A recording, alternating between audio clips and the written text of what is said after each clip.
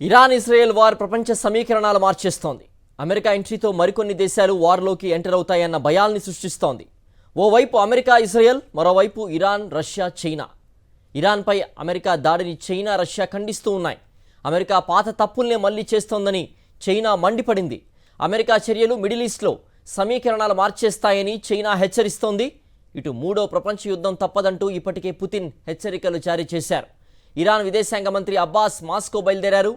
Russia అధ్యక్షుడు పుతిన్తో అబ్బాస్ భేటీ కానున్నారు. Russia నుంచి ఆయుధ సాయం కోరుతోంది ఇరాన్. యుద్ధం తీవ్రమైతే ఇరాన్కు రష్యా, చైనా నేరుగా మద్దతు ఇచ్చే అవకాశం ఉంది.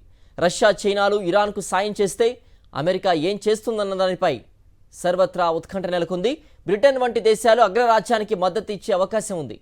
అదే జరిగితే మూడో ప్రపంచ యుద్ధానికి దారితీయొచ్చన్న ఆందోళనలు ఉన్నాయి.